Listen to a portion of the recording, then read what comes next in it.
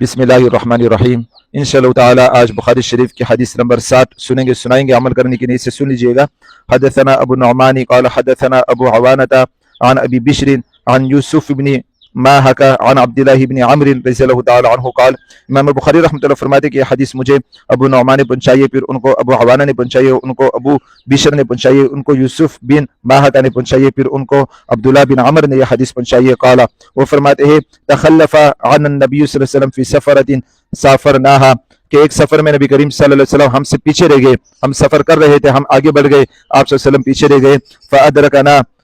وقد احرقنا الصلاۃ ونحن نتوضأ، آپ صلی اللہ علیہ وسلم اس وقت ہم سے ملے جب ہم لوگوں نے نماز پالی، نماز کا وقت ہو گیا۔ ونحن نتوضأ، اور ہم لوگ وضو کر رہے تھے۔ فجعلنا نمسح على ارجلنا، ہم لوگ اپنے پاؤں کو دھو رہے تھے، اپنے پاؤں کا مسح کر رہے تھے، یعنی دونوں میں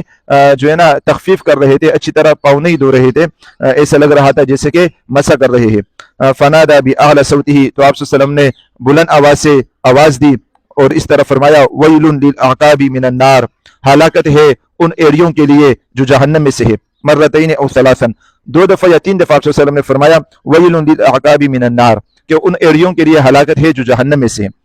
اس حدیث سے یہ بات سمجھ میں آئی کہ آپ جب وضو کریں تو وضو کے اعضاء کو اچھی طرح دھوئے، صرف مسح نہ کرے، کیونکہ اگر آپ پاؤں کو دھوئیں گے اور پاؤں کی ایڑی جو ہے نا اکثر خشک رہ جاتی ہے، اچھی طرح اگر آپ نہیں دھوئیں گے تو وہ خشک رہ جاتی ہے، آپ کا وضو نہیں ہوگا، وضو نہیں ہوگا آپ کا تو آپ کی نماز نہیں ہوگی۔ تو اس وجہ سے حضرت جناب نبی کریم صلی اللہ علیہ وسلم نے فرمایا جو ہے نا لوگوں کو بطور تحدید کے، بطور سمجھانے کے آپ صلی اللہ علیہ وسلم نے باواز بلند فرمایا وَيْلٌ لِلْأَعْقَابِ مِنَ النَّارِ، ان ایڑیوں کے لیے ہلاکت ہے جو جہنم میں سے ہے، جو آگ میں سے ہے۔ اس سے تو ایک یہ پتہ چلا کہ وضو ہمیں اسی طرح کرنی چاہیے، کیونکہ وضو نہیں سی ہوگا تو پھر نماز بھی نہیں ہوگی۔ اور دوسری یہ بات پتہ چلی کہ باواز بلند بات کرنا یہ مناسب نہیں ہے۔ حضرت جناب نبی کریم صلی اللہ علیہ وسلم کی صفت کے بارے میں بھی یہ آیا ہوا ہے کہ آپ صلی اللہ علیہ وسلم بلند آواز سے بات نہیں فرماتے تھے، چیخ چیخ کر لوگوں سے بات نہیں کرتے تھے، تو چیخ چیخ کر لوگوں سے بات کرنا یہ مناسب نہیں ہے۔ لیکن بعض ایسے مواقع ہوتے ہیں کہ وہاں پر باواز بلند بات کرنی چاہیے، جیسے کہ یہاں پر آپ صلی اللہ علیہ وسلم نے لوگوں کو سمجھانے کے لیے، چونکہ وضو لوگ کر رہے تھے، دور دور ہوں گے، تو آپ صلی اللہ علیہ وسلم نے باواز بلند ان سے فرمایا کہ ویل للأعقاب من النار۔ تو اس طرح باواز بلند کبھی کبھار گفتگو کر سکتے ہیں،